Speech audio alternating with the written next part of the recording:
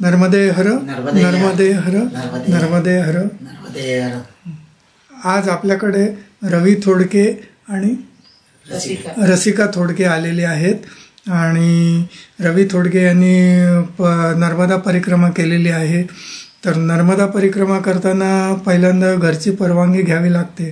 तर त्याबद्दल आपण रसिका थोडक्यांना विचारू की परवानगीबद्दल तुम्ही कशी काय परवानगी दिलीत त्यांना, तुमच्या मनात काही शंका होत्या का. आणि रवी थोडकेंना पण विचारू तुम्ही घरून परवानगी घेताना तुम्हाला काही त्रास झाला का किंवा तुम्ही काय प्रयत्न केले. मी 2021 पासून 2021ला रिटायर्ड झालो आणि त्याच्यानंतर माझ्या मनात होतं नर्मदा परिक्रमेला जायचं. तर 2 वर्ष 2021, 22, 23 तिला सारखं मागे लागत होतो. कुठलाही विषय निघाला की मी त्या पॉईंटवर यायचो, मग मी नर्मदा परिक्रमाला जाऊ का. ती म्हणायची प्रत्येक वेळेला मला तो विषय सोडून बोला वगैरे. पण मी आपलं रेटा चालूच ठेवला. 2023ला मोठ्या कष्टाने तिने हां जा म्हणे त्याच्या तुम्ही जा बा नर्मदा परिक्रमेला जा अशी परवानगी दिली. कारण तिच्या परवानगीशिवाय मी जाणार नव्हतो. तिने नसतं म्हटलं तर मी गेलोही नसतो. पण नंतर 2023ला काय चमत्कार झाला ते मैयाचीच कृपा की तिने यस म्हटलं आणि मी खूप आनंदित झालो आणि तिला मग हे केलं. नंतर मग तिचं बरंच काय झालं, रडत रडत बॅग भरली वगैरे वगैरे. ते आता पुढचं तिच्या हातून आहे. जेव्हा यांनी मला म्हटलं की मला परिक्रमा करायची नर्मदेची, तेव्हा मी गोंधळून गेले की बा इतके मोठा पल्ला करायचा आणि एकट्याने जायचं, खूप टेन्शन आलं मला. आणि नंतर मग मी म्हटलं नाही तुम्ही जायचं नाही तुम्ही. तर ते म्हणत नाही मला जाऊ दे. आणि ते प्रत्येक वेळेस तोच विषय काढायचे की मला जायचंय मला जाऊ दे, माझी इच्छा आहे जायची, राहून जाईल ही, मला जाऊ दे. तर मी बरेच व्हिडिओ बघितले की बा थोडंसं टेन्शन कमी करण्यासाठी की बा कोण कोण जातं आणि कसा अनुभव येतो, किती ते कठीण आहे हे मी बघितलं.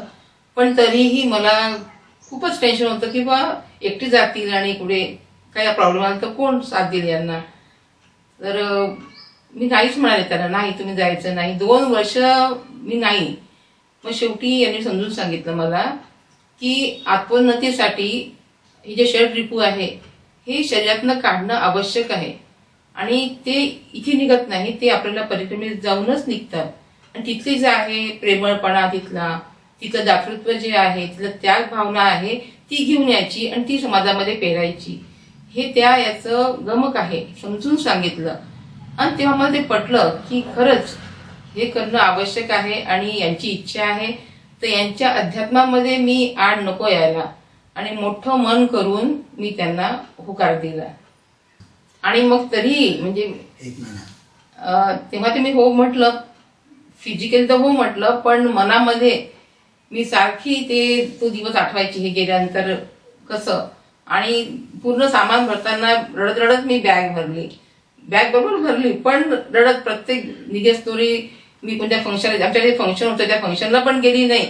माझ्या मैत्रिणीकडे फास्ट फ्रेंडकडे फंक्शन होतं पण मी नाही जाऊ शकले. तर आणि यांना मी सिंगापूरला जाणार होती, कोणतं राहिले ते ओंकारेश्वरला, पण तिथे नाही गेले. नाही ते म्हटलं आपल्याला ते कंट्रोल होणार नाही, तिथे नाही गेले. पण शेवटी त्यांना होकार द्यावाच लागला आम्हाला. तुम्हाला नर्मदा परिक्रमा करण्याची प्रेरणा कशी झाली. तसं विचार केला तर मी अध्यात्माशी 6व्या वर्षापासून, म्हणजे अतिशयोक्ती नाही पण 6व्या वर्षापासून त्या अध्यात्माला म्हणजे जोडल्या गेलो होतो.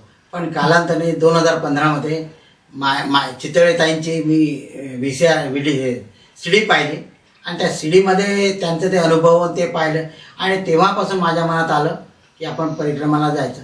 पण मीन टाईम 2015 ते 2021 पर्यंत बँकेत असल्यामुळे इतकी सुट्टी मला मिळणार नाही हे मला कन्फर्म होतं. त्यामुळे मी काहीच बोललो नाही. पण 2021ला जसं रिटायर्ड झालो जूनमध्ये, तेव्हापासून मी याला चालू केलं की त्याला मला नर्मदा परिक्रमाला जायचं. ही पहिल्यांदा नाही म्हणाली, पण त्या निमित्ताने काय झालं, मेन टाईम माझी इच्छा खूप होती. तर मग नाही काय तर 2022ला मला गाडीने तरी करू दे.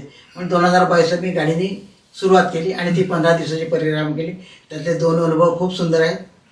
ते 2 अनुभव इतके सुंदर म्हणजे मी अजून माझी ती मैयाबद्दल श्रद्धा वाढली. काय झालं, मी बडवाणीला आम्ही पोचलो. बडवाणीला पोचल्यानंतर तिथे आम्ही झोपलो असताना साधारण 10:30-11ला माझा खांदा असा जोरदार हलवला गेला.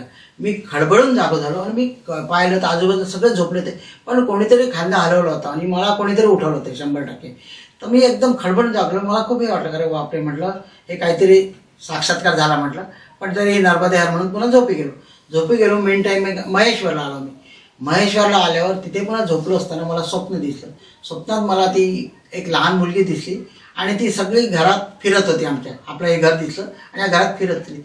मेन टाईम त्यात तिचे कपडे वगैरे अवतार खूप असा घाणेरडा होता, म्हणजे चांगला नव्हता, स्वच्छ वाटत नव्हती. तर मी हिला म्हटले, काका म्हटले कोण आहे? नाही म्हणे पोरगी आहे म्हणे. म्हटलं मग ठीक आहे. मेन टाईम मग तो काय केलं, ती आमच्या बेडमध्ये गेली आणि ती स्वच्छ चादर होती तिथे ती लोळायला लागली आणि झोपली. तर मी एकदम विचारलो, अगं ती मुलगी म्हटलं ती त्या गादीवर झोपते. म्हटलं काय प्रकार आहे? ही म्हणे अरे राजे आहे म्हणे. ही मला लाडानी राजे म्हणते. राजे म्हणे ती मैया आहे, तुमची मैया आहे म्हणे. मी म्हटलं अरे बाप. आणि मला खडबडून जाग झालं आणि ते सकाळी 5 वाजताचं स्वप्न होतं. मी खडकन जागा झालो. अरे म्हटलं, आणि तेव्हापासून मी ठरवलं की आता मैयाच्या सानिध्यात आता बसनी गेलो. म्हटलं मैयाला म्हटलं मला आता जवळ बोलावून पायी यायला लाव, अशी मी तिला विनंती केली. मग तुम्ही जी पायी नर्मदा परिक्रमा केली त्याची सुरुवात कशी केली? मी इथून साधारण रिझर्वेशन करून खंडव्याला गेलो. खंडव्याला गेलो असताना सुद्धा एक प्रसंग घडला. म्हणजे मागे मी 85-86 मध्ये एकदा गेलो होतो. तेव्हा खंडव्याला धुनीवाले बाबा असतात, धुनीवाले महाराज आहेत. तर तिथे मला दर्शन करायचं, पण तेव्हा होऊ शकलं नाही. तर बरोबर काय झालं, मी खंडव्याला उतरलो आणि 9:30ला उतरलो आणि 9ला ती बस होती याला ओंकारेश्वरसाठी. म्हटलं मी गेलो त्या बस स्टँडवर आणि त्यांना म्हटलं अरे म्हटलं मेरे को ओंकारेश्वर जाना. ती डायरेक्ट इंदौरची बस होती. ते म्हणे आप खडे रहो बोले, लेकिन जब फुल सीट हो जाएंगे आप खडे रह के चलना पडेगा. मी विचार केला 70 किलोमीटर उभं राहून जा कसं शक्य आहे म्हटलं. तरी त्याला रिक्वेस्ट केली मी पुन्हा एकदा, कारण म्हटलं तुम्ही एक काम करा म्हटलं की मेरे को ले जाऊन जो आहे तिकीट वो लेऊ म्हणे. तर ते तयार नाही झाले, ते म्हणे नाही म्हणे. मग मी लागलीच म्हटलं अरे हा काय विचार आहे म्हटलं, चला म्हटलं आता धुनीवाले बाबांच्या आश्रमात जाऊ म्हटलं. कारण मागे आपण गेलो नाही म्हटलं. त्यांनी आज हेच केलं म्हटलं की त्या भक्तांनी भेटीला यावं, त्याची इच्छा आहे म्हटलं. मग मी लागली वापस आश्रमात गेलो. आश्रमात रूम घेतली, तिथे जेवण केलं, भोजन प्रसादी घेतली आणि रात्री संध्याकाळी एक दर्शन केलं, दुसऱ्या दिवशी सकाळी सुद्धा केलं. आणि त्या धुनीवाले आश्रमाची एक खासियत आहे की ते बाबांचं 24 तास समाधी उघडी राहते. कोणी यायचं दर्शन करायचं, फक्त एक 10 मिनिटासाठी ती स्वच्छतेसाठी बंद करतात, बाकी 24 तास ती उघडी. ती त्या आश्रमाची खासियत धुनीवाल्या बाबांचे. मग मी रात्री 2दा दर्शन केलं, पुन्हा सकाळी निघताना एकदा दर्शन केलं. बाबाने म्हटलं माझी मैया व्यवस्थित परिक्रमा व्यवस्थित होते आणि समोर गेलो आणि ओंकारेश्वरला आलो. ओंकारेश्वरला 8:30-9ला आल्यावर गजानन महाराज आश्रमात गेलो आणि तिथे माझं नाव नोंदवलं. त्यांनी मला नाव दिलं, नंतर सर्टिफिकेट दिलं आणि तुम्ही आता जाऊ शकता. आणि मग तेव्हा आमचे एक मित्र आहेत, ते सध्या मी एकटाच होतो तेव्हा, पण सुधीर वैद्य म्हणून आहे पुण्याचे, ते मला कॉन्टॅक्टमध्ये होते की आपण सोबत करू. ते मला तिथे भेटले लागले आणि मग आम्ही दोघांनी तिथे स्थान ग्रहण केलं. आणि मग सकाळी आम्ही भोजन प्रसादी घेतली आश्रमातच, गजानन महाराजच्या आश्रमात. आणि तिथूनच कारण उद्या आपल्याला परिक्रमा उचलायची म्हणून पहिले मादांताची परिक्रमा करायची हे माहीत होतं, म्हणून आम्ही दोघंही परिक्रमा निघालो. त्याच्या आधी आम्ही याला दर्शन करणं होतं ओंकारेश्वरला, पण तिथे खूप गर्दी होती. त्याच्यामुळे आम्ही विचार केला पहिले आपण याचा परिक्रमाची मादांताची परिक्रमा करून घेऊ आणि नंतर आपण वापस ओंकारेश्वरला येऊ. म्हणून आम्ही मादांताची परिक्रमा केली. ते साधारण 8 किलोमीटर आहे आणि 3-3.5 तास लागतात. त्यात मग झोपलेला मारुती वगैरे असे 3 मजली वगैरे पुष्कळ देवळं आहे, मंदिर आहे. आणि त्यात महत्त्वाचं म्हणजे आत्ता जस्ट स्थापना झालेली शंकराचार्यांची भव्य दिव्य मूर्ती आहे, तिचं दर्शन घेतलं आणि आलो इकडे आम्ही. आणि तिथे ओंकारेश्वर मंदिरात गेलो, तरी 1 तास लागला आम्हाला दर्शनाला गेलो. आणि संध्याकाळी आश्रमात आलो. आश्रमात आल्यावर झोपलो आणि दुसऱ्या दिवशी सकाळी आम्ही शोरसाठी जाणार तर परिक्रमा उचलणार. तर तेवढ्यात तो एक मेसेज आला होता, इथे खूप पाऊस झाला आहे आणि अजून 1-2 दिवस आधीच पाऊस झाला होता, तिथे प्रचंड पाऊस आहे आणि आजही पुन्हा रेड अलर्ट आहे. पण नेमका तो जुना मेसेज होता, तो त्यात पुन्हा टाकला होता. आणि दुसरा विचार केला की मैयाच्या भरोश्यावर आलो आपण, आता मैया जे करेल ते करेल. म्हणून आम्ही लागलीच दुसऱ्या दिवशी पुन्हा शौर करायला गेलो. तिथे शौर केल्यावर आम्ही तिकडे आंघोळ केली. आणि एक आहे, तुम्ही एकदा शौर केलं की बरेच जण तिथे आश्रमात वापस येतात, पण एकदा तुम्ही शौर केलं की तुम्ही सरळ आंघोळ करा, संकल्प सोडा आणि परिक्रमा उचला, कारण वापस येऊ नका. कारण शुअर झालं म्हणजे तुम्ही शुद्ध झालात, पूर्ण तुमचे केसातून जे पाप होतं ते सगळं स्वच्छ झालंय, त्यामुळे तुम्ही परत वापस येऊ नका, तिथेच तुम्ही संकल्प सोडा आणि परिक्रमा होतं. तो नियम आम्ही पूर्ण पाळला. आम्ही शुअर केलं. लागली ते गुरुजी आले ते त्यांच्याकडून संकल्प सोडला आणि समोर मार्गक्रमण केलं. मार्गक्रमण करता संध्याकाळी मोरटक्क्याला गेलो. ते मोरटक्क्याला नेमकं तो आश्रम लहान आहे आणि 15-16 जणांचा आहे. तर नेमका आमचा मोठा ग्रुप होता 5-6 जणांचा. त्यामुळे नाही बोले, इतने नाही आहे बोले, दो लोगों की जगह बोले. नेमकं आम्ही दोघंच होतो, मी आणि सुधीर वैद्य. आम्ही लागले फटकन आतमध्ये गेलो, बाकीचे दुसऱ्या आश्रमात चालले गेले. आम्ही तिथे थांबलो. तो आश्रम खरोखर खूप सुंदर आहे आणि ते जागेदार मॅडम म्हणजे खरोखर खूप छान आहेत आणि त्या सगळं व्यवस्थित गायडन्स करतात, उपदेश करतात. संध्याकाळी त्यांनी छान जेवण केलं होतं. थंडी होती तरी पण त्यांनी छान जेवण स्वयंपाक गरम गरम केलं. दुसऱ्या दिवशी सकाळी पहिला दिवस म्हणून सगळेजण 3 वाजताच उठले आणि आपलं दिनचर्या सगळे करायला लागले. त्याच्यामुळे त्यात एक वेगळा आनंद होता. पहिला दिवस होता त्याच्यामुळे खूपच आम्ही अगदी 6:15-6:30 सगळेजण आश्रमाच्या बाहेर होतो. त्यांनी लवकर चहा पाणी दिलं, सगळं दिलं आणि 6:15-6:30 दरम्यान बाहेर होतो. आणि नंतर मग आम्ही सुरुवात ती पहिल्या दिवशी म्हणजे मोरटक्क्याहून मैया किनारी गेली. तो खूप वेगळा आनंद असतो. तुम्ही एक लक्षात ठेवा, आपण आध्यात्मिक याच्यात गेलो आहे, भौतिक सुखात नाही आहेत. आध्यात्मिकमध्ये मैयाच्या किनाऱ्यानी जाण्यात जो आनंद आहे तो अतुलनीय आहे. त्याच्यात काही हेच नाही. कारण काय, तिच्या सोबत जाण्यात, तिला सारखा नमस्कार करा, तिचं नामस्मरण करा, त्यात जो आनंद आहे तो अवर्णनीय आहे. त्याच्यात काही हे नाही. तर मग आम्ही असं चालत होतो, तिच्याकडे पाहत होतो, ती माझ्याकडे हसून पाहत होती असं मला जाणवत होतं. आणि मी समोर चालत होतो. रस्ता खूप खराब होता, दगडा वगैरे होता, तरी आम्ही चालत होतो. चालत आम्ही याला काकरियाला गेलो आणि काकरियाला तिथे मुक्काम केला. पण ते काकरियाला आम्ही जेव्हा गेलो ते जरा लवकर गेलो होतो. त्याच्यामुळे आम्ही काय केलं, तिथे नर्मदाष्टक म्हटलं आणि मस्त रामरक्षा म्हणली, भीमरूपी म्हटलं वगैरे आणि तिथे छान आनंदाने हे केलं. सकाळी उठून काकरियाहून आम्ही मार्गक्रमण चालू केलं. ते प्रचंड हे होतं, मैयाचे किनारे होतं, पण सगळे शेतातून वाट होती. तरी आम्ही चालत होतो. धुकं पडलेलं होतं, कुठे पाय फसत होते वगैरे, पण आमचं मार्गक्रमण चालू होतं. नेमकं रावेरखेडीच्या आम्ही टर्नवर आलो. तिथे एक चहावाला होता. त्याने आम्हाला चहा दिला आणि आम्ही म्हटलं बिस्किट द्या, म्हणजे बिस्किटचा पुडा दिला. मग मी त्याला 50ची नोट दिली, त्याने 45 दिले. म्हटलं का रे बाबा, चहाचे पैसे घेऊन तू? नाही बोले, हम चाय के पैसे लेते नहीं बोले, हमसे बिस्किट के पैसे लेते. मग तेव्हाच मला एकदा वाटलं की काय ही भक्ती आहे बा. म्हणजे पहिलाच प्रसंग असा घडला. एकदा मी त्याला नमस्कार केला, मैयाकडे बघून त्याला नमस्कार केला आणि समोर गेलो तर तिथे यांची बाजीराव पेशव्यांची समाधी होती रावेरखेडे. तिथे गेलो तर ते दार बंद होतं. साधारण 7:30-8 वाजले होते. मग आम्ही आजूबाजूला चौकशी केली, का हे दार बंद आहे? तर ते म्हणे नाही, त्या माणूस म्हणे उशिरा येतो वगैरे, कोणी आहे तो. म्हटलं बरं, जे आहे तेच. बाहेरून मी त्या रावेरखेडीच्या बाजीरावच्या पेशव्यांचं समाधीचं दर्शन घेतलं आणि जायला लागलो. तेवढ्यात एक मनुष्य धावत आला. अरे आप परिक्रमा क्या? म्हणलं हां, हम परिक्रमा, आपको ताला खोल के तुझ्या. म्हटलं वा वा, बहुत बढिया. लागली. तो धावत आला, त्याने ताला किल्ली घातली, कुलूप उघडलं आणि आम्ही तिथे हे केलं. तेव्हा बाजीराव पेशव्यांची समाधीला नमस्कार केला. तिथलं ते सगळं पाहिलं. बाजीराव पेशवे म्हणजे अतुलनीय पराक्रमी मनुष्य व्यक्तिमत्व. आणि तिथे एक गंमत झाली की तिथे एक बिहारी लोक, काही म्हणजे नुसते आपल्या महाराष्ट्राचे नसतात, अदर स्टेटमधले सुद्धा लोक असतात. तर तो बिहारी एक व्यक्ती होता. तर तो तिथे होता आणि तो त्याबद्दल विचारत होता. तर मग मी त्याला सांगितले की हा बाजीराव पेशवे याने बहुत बढ़िया येता 40 साल की उम्र में ये चले गए, गुजर गए म्हणला. लेकिन 40 वर्षात यांनी एकही लढाई हारलेला नाही. हे त्याचा अतुलनीय पराक्रम आहे. म्हणून त्याला आम्ही वंदन करतो. म्हटलं आमच्या महाराष्ट्राचं हे भूषण आहे, अक्षरशः कौतुक करण्यालायक आहे. हा व्यक्ती यंग याच्यात सगळं हे केलं आणि इथेच त्याचा मृत्यू झाला, म्हणून त्याची इथे समाधी आहे. म्हणून त्यांनाही सांगितलं. त्या बिहारी लोकांनी खूप आनंद झाला. त्यांनी नमस्कार केला आणि आम्ही समोर मार्गक्रमण केलं. तिथून आम्ही बकावाला आलो. बकावाचं एक वैशिष्ट्य आहे की तिथे पूर्ण मोठमोठ्या कारखाने आहे आणि ते सगळं शिवलिंग तयार करतात. शिवलिंग म्हणजे त्या बकावाचं एक वैशिष्ट्य आहे की तिथे सगळे कुठलाही दगड बाहेर काढला तरी ते लिंग महादेवाचं प्रतिरूप म्हणून लिंग तयार असतात. प्रत्येक गोटे तिथे फक्त ते काढतात तिथनं गोटे नर्मदेतून आणि त्याला फक्त पॉलिश करतात आणि ते मोठमोठे इतके मोठमोठे गोटे आणि मोठमोठे शिवलिंग फक्त तेवढ्या एरियात तिथे भेटते. ते काय खासियत आहे माहीत नाही, पण ती मैयाची कृपा म्हणायची. तिथून आम्ही मर्दानाला आलो.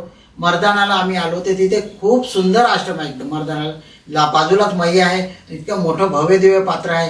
तिथे आम्हाला ते असं छान वाटलं आणि आम्ही त्या दिवशी ठरवलं की मैया आज, तसं आम्ही सियाराम बाबाच्या आश्रमात जाणार होतो, पण ते मर्दानाला इतकं प्रसन्न वाटलं, आम्ही रात्री तिथेच मुक्काम करायचं ठरलं आणि तिथे छान सुंदर प्रथमच म्हणून कढी पकोडे हा प्रकार खाल्ला आणि ते खूप आनंद वाटला. मर्दानाहून जेव्हा आम्ही निघालो तेव्हा खूप आनंदित होतो, कारण आज सियाराम आश्रमात जायला भेटणार आणि सियाराम तेलभटी यांना आणि सियाराम बाबाचंही आपल्याला दर्शन भेटणार. कारण हे माझं 2-3 वर्षापासून चालू होतं सियाराम बाबाच्या दर्शनाला जायचं, सियाराम बाबाच्या दर्शनाला जायचं. ते काही योग येऊन नव्हते राहिले, पण या निमित्त आज म्हणजे तो योग येणार म्हणून मी खूप आनंदित होतो आणि वेगळंच काहीतरी होतं. त्यामुळे भरभर कसं त्यांची स्पीड वाढलेली होती, कसं मी 9:30ला त्या सियाराम बाबाच्या आश्रमात पोहोचलो हे माहीतच नाही. हे सियाराम बाबाचा एक हे आहे, आज ते 105, 109, कोणी 115 किती वर्षाचे कोणालाच माहिती नाही, पण त्यांची तपश्चर्या साधना खूप आहे आणि त्यांना सिद्धी प्राप्त आहेत. त्यांच्यामुळे त्यांचं दर्शन म्हणजे तिथे म्हणजे सगळ्या हॉटेलमध्ये वगैरे सगळ्यांच्या ह्याच्यात सियाराम बाबा म्हणजे मैया किनारी सियाराम बाबाचेच फोटो आहेत, बाकी दुसरे काहीच नाही, असं त्यांची श्रद्धा आहे. आणि खरोखर खूप तपस्वी व्यक्ती आहे, पण ते त्यांचं हे म्हणजे दर्शन हे खूप दुर्लभ असतं. आम्ही तिथे सकाळी 9:30ला पोचतो. तिथे आम्ही त्यांचं दर्शन घेतलं, मनोभावे तिथे हे केलं. त्यांनी आम्हाला हे दिला, सदा उपचार झाला. तिथे त्यांचं दर्शन झालं, त्यांनी चहा घेतला आणि आम्ही समोर निघालो. नंतर माकडखेड्याला आम्ही मुक्काम केला आणि समोर चालायला लागलो. चालता आम्ही मांडव्य ऋषींच्या याच्यात आलो. पुन्हा माझे योग असे की त्या राघवदास महाराजांचे मला दर्शन झाले. काल सियाराम बाबाचे झाले, आज मांडव्य ऋषीला गेलो, तिथे त्यांचे दर्शन झाले. आणि मांडव्य ऋषींची ती गुफा आहे ती सुद्धा सुंदर आहे. पण ते राघवदास महाराज जे आहे ते आमच्याकडे येऊन गेले होते, त्यामुळे त्यांनी मला खूप आग्रहाने इथे भोजन प्रसाद लेके जाओ. तर एक नियम आहे की तिथे परिक्रमेत गेले नाही म्हणू नये, म्हणून तोच नियम मी समोर ठेवला आणि त्या मांडव ऋषींच्या आश्रमात गेलो. त्यांची ती भोजन प्रसादी घेतली, तिथे त्यांना थोडी मदतसुद्धा केली, जी सेवा द्यायची होती ती दिली.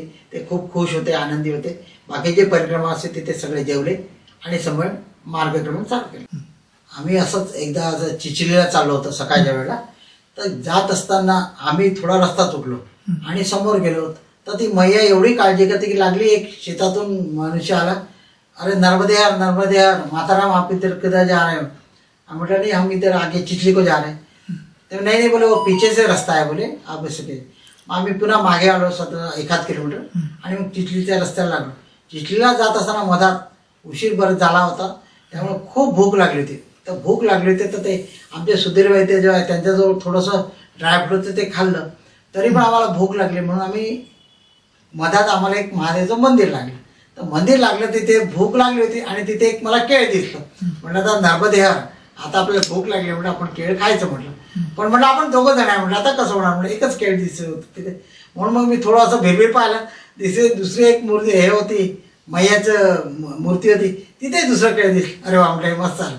एक केळ त्याला दिलं, 1 किलो मी खाल्लं आणि मस्त समोर झालं. समोर गेल्यावर 1:30 वाजता साधारण चिचलीला आम्ही पोचलो. 1:30 वाजता गेल्यावर नंतर तिथे भोजन प्रसादी झाली वगैरे. मग तिथे थकले असल्यामुळे खूप चालल्यामुळे त्या दिवशी तिथेच आम्ही सकाळी रात्री मुक्काम केल्यानंतर मग आम्ही एक पाहिलं की तिथे नर्मदा मैयाच्या किनारी सगळं मैया ते गाव 4 वाजता 4:30 वाजता अगदी उठून जागा होऊन जातं पूर्ण सगळीकडे अगदी. आणि 4:30 वाजल्यापासून आपलं हनुमान चालीसा वगैरे लागायला लागतं आणि सगळं जिकडे तिकडे सडा सरवाण सगळं म्हणजे अगदी चकाचक असते. जेव्हा तुम्ही 6:15ला निघता तेव्हा सगळीकडे सडे पडलेले असतात, सगळे असतात, आनंद असतात. आणि तिथे अजून एक चांगली गोष्ट आहे, कोणीतरी म्हणजे नशिबान लोक आहेत की ते तिथे नर्मदा किनारी जन्म घेतात आणि तिथे ते राहतात. 2 वर्षापासून मुलगा सुद्धा नर्मदे हर नमदे हर ओरडत येत असतो. तर तो 80 वर्षाचा जाऊपर्यंत त्याचा जप किती होत असेल. किती लकी लोक आहेत की एवढे भाग्यवान लोक की सारखा त्यांचा नर्मदे हर आणि प्रत्येकाला नमस्कार करतील, आदरातिथ्य करतील तिथे. म्हणजे आणि जी भावना जी आहे त्यांची इतकी सात्विक आणि सुंदर असते की अगदी गरीबात गरीब जरी असतील तरी तो जेवढं आपल्याला देता येईल तो देण्याचा प्रयत्न करतो. असे हे आहे. एकदा मी असं चाललो होतो तर बोराचे झाडं खूप लागून राहिले ते, पण मी म्हटलं आपण जरा लवकर निघालो म्हणून म्हटलं, आणि सगळे कच्चे बोर होते. म्हटलं आपण लवकर निघालून करता येत असेल पण येणारा परिणाम असेल म्हटलं भरपूर मस्त छान बोरं भेटतील, म्हटलं मजा आहे म्हटलं त्यांची. असा मी विचार करून थोडं एक अर्धा किलोमीटर गेलं नाही तर मला लागलीच बोराचं एक झाड दिलं आणि त्यात भरपूर पिकलेली बोर होती. म्हटलं पहा मैया आपल्याला आपण जे म्हणतो ती लागलीच अप्लाय करते, लागली तुम्हाला देते. नंतर मी तिथले बोरं खाल्ली वगैरे. समोर गेल्यावर पुन्हा सगळी बोराची झाडं कच्ची. म्हटलं वा मैया तू ग्रेट आहे म्हटलं, खरंच म्हटलं. असं म्हणून मी समोर जायला लागलो. समोर गेल्यानंतर मग मी जात असताना एका माणसाने मोठ्याने महाराज महाराज म्हटलं इथे कोण मला महाराज म्हणून राहिलं. म्हटलं आपल्या मला शेगावला इथे महाराज म्हणतात, म्हटलं आपण मारुती पूजा करतो लोक मला महाराज म्हणतात. म्हटलं इथे कोण आलं म्हटलं शेगावाला परिक्रमा अशी. म्हणून मी असं पाहिलं तर ते एक मनुष्य धावत आला. तुम रुको बोले 2 मिनिट. तो धावत गेला, 4-5 बिस्किटाचे पुढे आणले, तो मला द्यायला. म्हटलं अरे इतने नाही म्हणा. नाही बोले हे महाराज आपले हो बोले. त्यांनी माझ्या हे केले आणि मला अक्षरशः साष्टांग दंडवत घालणारे म्हटले इतना. म्हणजे हा सेवाभाव पाहिला की खरोखर इतकं कौतुक वाटलं त्या लोकांचं की काय आहे कुठे चाललंय. चालत चालत आम्ही बडवानीला आलो. बडवानीला मेन टाईम काय झालं की मला लूज मोशन व्हायला लागले, त्यामुळे तिथे मुक्काम केला. त्यावेळेला आपल्या नर्मदा भक्तांनी मी रोज लिहित होतो आणि ते पोस्ट करत होतो. त्यामुळे नर्मदा भक्तांना कळलं की अरे याला हा आजारी पडला, लूज मोशन झाले. इतके मेसेज आले, इतके फोन आले, सगळ्यांनी आपापल्याकडे सांगितले. कोणी काय हे करा म्हणून, कोणी काळा चहा पिया वगैरे. इतकं म्हणजे एक कुटुंब असतं तुमचे. नर्मदा किनारे असले तुम्ही ते असले ना की तुम्हाला सूचना सुद्धा इतक्या भराभर भेटतात. तुमची थोडी जरी हे असली गैरसोय तरी भराभर सगळे सूचना भेटतात आणि तुमचं काम होऊन जातं. इतकं एक कुटुंबासारखं तिथे सगळं होत असतं. तर नर्मदा किनारी जाताना ते लहान मुलं नर्मदेहर करत येतात आणि ते येत असताना काय होतं की सगळे लोक त्यांना चॉकलेट देतात. तर माझी हात जोडून सगळ्यांना विनंती आहे, तुम्ही चॉकलेट त्यांना वाटू नका. कोणालाच चॉकलेट देऊन तुम्हाला 2 मिनिटं वाईट वाटेल पण ते तुम्ही देऊ नका. मी स्वतः नेले नाही आणि तुम्ही कोणीही नेऊ नका. कारण काय होतं जेव्हा तुम्ही चॉकलेट ह्या नर्मदा किनारी परिक्रमा वेळ असतो तो 3-4 महिन्याचा, त्या पिरियडमध्ये तिथले मुलं शाळेत सुद्धा जात नाही, तसेच राहतात बिलकुल ते चॉकलेट भेटेल म्हणून. त्याच्यामुळे तुम्ही कृपया हात जोडून विनंती की तुम्ही कोणीही त्यांना चॉकलेट देऊ नका. कारण तुम्ही चॉकलेट दिले त्यांचे दातसुद्धा खराब होतात, ते शाळेत जात नाही, त्यानिमित्ताने हे होते. तर आम्ही असंच जाताना एका आश्रमात मी पाहिलं तर 50-60 मुलं, शाळेंची मुलं त्याला ते आश्रमवाले जेव घालत. मला खूप कौतुक वाटलं. पुरींचा आश्रम आहे तो गजानन महाराजचा. तर तिथे ते जेव घालत होते. मला इतकं नवं वाटलं म्हणजे एवढे मुलं. मग मी विचारलं त्यांना की म्हटलं काय तुम्ही असे इतके रोज म्हणजे रोज आम्ही 50-60 मुलांना जेव घालतो. म्हटलं तुम्ही का बरं जेव घालतात. मी एवढ्यासाठी म्हणे त्यांना सांगितलं म्हणे शाळेत जात असाल तर मी तुम्हाला जेवायला देईल म्हणून त्या जेवण भेटतं म्हणून ते सगळे शाळेत जातात म्हणे आणि मी इथे हे करतो म्हणे. मला त्याचं खूप कौतुक वाटले. पुरींचं नागपूरचे असतात ते, त्यांनी ते खूप त्यांचं मुलांसाठी आदिवासी मुलांसाठी खूप करतात. त्यांनी ते कळकळीने सांगितले की खरंच चॉकलेट देऊ नका म्हणे, ते शाळेत जात नाही म्हणे, त्यामुळे यांचा खूप लॉस होतो म्हणे. तुम्ही चॉकलेट देणं बंद करा. पण आपले महाराष्ट्रीयन असे आहेत परिक्रमा असे की ते चॉकलेट देतच राहतात. एकदा असंच मी चाललो होतो, आपलं नामस्मरण चालू होतं, एकटा चालू होतं, खाली मान घालून चाललो होतो. तर साधारण 7:15ची वेळ आहे. तर एक ट्रक समोर आला आणि कच ब्रेक मला. मी एकदम खडबडून जागा झालो की काय प्रकार झाला म्हणून. मी पाहिलं तर समोर एक रानडुक्कर आलं होतं आणि ते अगदी माझ्या 100 फुटावर होतं. ते असं ते क्रॉस करत होतं. तेवढं त्या ट्रकवाल्याने ब्रेक मारला आणि त्याच्यामुळे तो रानडुक्कर जे ते वापस चालला गेलं. मी आपल्या सुन्न झालो. अरे बापरे म्हणजे केवढं संकट आलं होतं. मैयाने यांनी बोलवलं. नंतर तो ट्रक चालला गेला. नंतर 5 मिनिटं मी तसंच उभं होते. म्हटलं आता काय करायचं, आपण समोर जायचं की थांबायचं की काय करायचं हा विचार करत असताना मी मैयाकडे पाहिलं. माझ्या जो मैया, मैया म्हटलं काय करायचं. मैया म्हणेल चल समोर. मी लागले बिंदास पुन्हा समोर चालत गेलो. त्यानंतर ते संकट टळलं माझं. असं आम्ही नंतर बडवानीला मग नंतर मला बरं वाटलं थोडंसं 1 दिवस आराम करून समोर निघालो. ते समोर निघालं तिथून 1-2 रस्ते आहेत. एक तर रस्त्याने जा नाही तर एक शूलपाणीतून जा. पण सगळ्यांनी मला सांगितलं होतं शूलपाणीत जा म्हणे, ते म्हणजे मैयाचं हृदय आहे म्हणे आणि ते सगळं काही तिथे आहे म्हणे, तिथे तुम्ही जा. आम्ही शूलपाणीला निघालो. मजल धर्मदरकडे जात असताना शूलपाणी म्हणजे खूप डेंजर म्हणजे भीतीदायक आहे खूप. कारण ते अगदी सरळ सोट पहाड आहे आणि छोटासा रस्ता आहे बिलकुल, जेमतेम तुम्ही जाऊ शकाल. आणि काही ठिकाणी असा तिरपा पाय केल्यावर तुम्ही कधी खाली दरीत कोसळाल हे काही गॅरंटी नाही. इतक्या काही ठिकाणी इतक्या नुसतं छातीवर असा चढावा येतो, त्यामुळे थोडं थोडं चाललं की थकून जावं लागतं.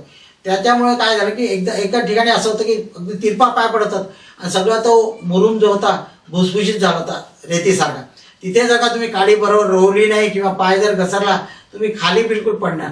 पण आजपर्यंत असं कधी झालं नाही. मैया त्या सर्व परिक्रमावासियांचं संरक्षण करते, त्यामुळे तो काही भीती नाही. पण खरोखर ते शूलपाणी म्हणजे महान हे आहे. तिथे जाणं म्हणजे अगदी त्या मैयाच्या हृदयात जाण्यासारखं आहे, खरोखर आहे. तिची सेवा काही हेच आहे, तिची प्रेम वगैरे, आणि तिथे ती एक आध्यात्मिक शांती भेटते, ती खरोखर वेगळी आहे. निसर्गरम्य आहे, सुंदर आहे. आणि तिथे मैयाचं दर्शन कमी होते कारण की ती पहाडाच्या मागे असते. आपण सगळ्या पहाडा पाण्यात चालतो, पण त्या दिवसात तुम्हाला 10 दिवस तरी या एरियामध्ये तुम्हाला दर्शन होत नाही.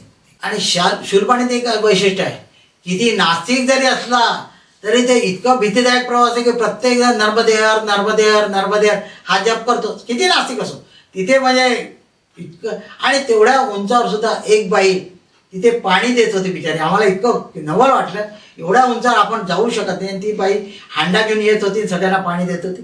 आम्हाला खूप कौतुक वाटलं तिचं. मी पाणी तर नाही घेतलं, पण तिला थोडीशी आर्थिक मदत केली आणि समोर चालू गेलो. नर्मदा किनारी कसं संन्यासी जीवन कसं आहे हे तुम्हाला पाहायचं तर संन्यास्त कसे असतात हे पाहायचं तर परिक्रमा करा. परिक्रमेमध्ये तुमचे आवडी निवडी सगळं काही चालत नाही. तिथे फक्त एकच असते, संन्यास्त जीवन. कुठे काय, आणि तुम्हाला खरोखर तिथे कळतं फक्त अंगावर एक कपडा आणि एक चादर असली तुम्हाला बाकी काही नको आहे. तिथे 1 रुपया सुद्धा तुम्हाला खर्च येत नाही, कधीच नाही. त्या संन्यास्त जीवनामध्ये जो आनंद भेटतो तो खरोखर अवर्णनीय आहे, त्याच्या म्हणजे तुलनाच करू शकत नाही. तर संन्यास्त जीवनात तुम्हाला काय आहे तर बिलकुल नळाखाली आंघोळ करा किंवा टाक्याचं पाणी घ्या, आणि जिथे जागा भेटेल तिथे झोपा. थंडी ऊन वारा पाऊस काही असो, तुम्हाला डिमांड कुठलीच हे नसते, आणि त्याच्यात सुद्धा तुम्ही जीवन जगू शकता. हे तुम्हाला 4 महिन्याच्या परिक्रमेत ते सगळं तुमच्या लक्षात येतं. असे करत करत आम्ही दरमदर करीत आम्ही समुद्र किनारी आलो. आम्ही विमलेश्वरला आल्यावर त्या दिवशी 27 तारीख होती, 28ला माझा वाढदिवस होता. विमलेश्वरला आलो, तिथे केलं. तिथे विमलेश्वरला सकाळी 8 ते 12 आणि दुपारी 2 ते 5 असं तिकीट काढायचं. ते 250 रुपये पर हेड आहे, आणि जर का बसवाला असेल तर त्याला 400 रुपये.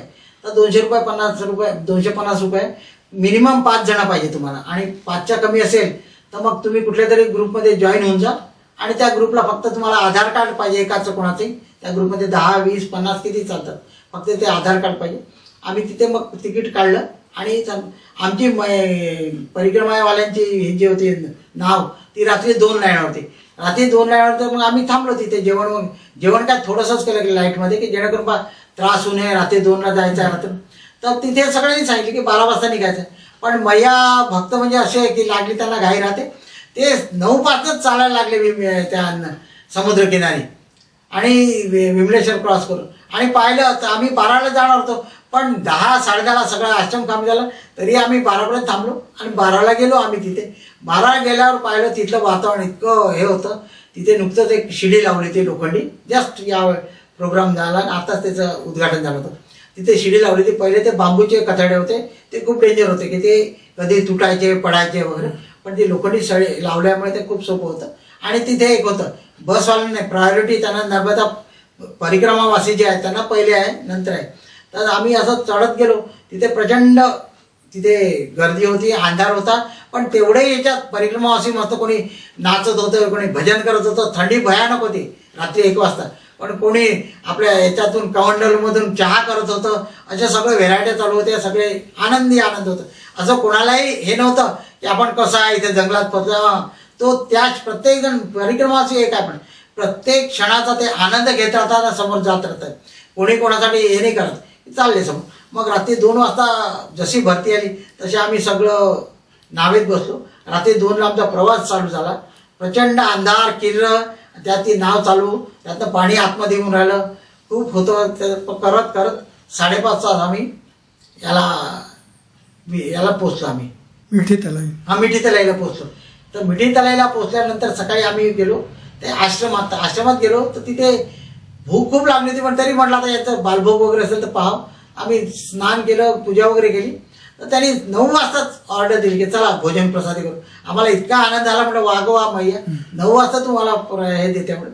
आणि मग नेमका 28 त्या दिवशी माझा वाढदिवस होता. त्या दिवशी त्यांनी जेवणात काय असं गुलाबजाम होते. म्हटलं भैया काय तुझी अद्भुत आहे म्हटलं, इथे मला गुलाबजाम वाढदिवस जसं तुला माहिती आहे माझा वाढदिवस आहे, लागले गुलाबजाम खाऊ घातले म्हणून खूप आनंद झाला. आणि मग मी तिथे थकलो होतो ॲक्च्युली, रात्रभर हे झालं नव्हतं, झोप झाली नव्हती, त्याच्यामुळे थकलो होतो. म्हटलं आज इथे थांबू झोपू म्हटलं. तर मी लागले दुपारी सकाळी 9ला जेवण झालं, 9:30 पावणे 10ला झोपलो.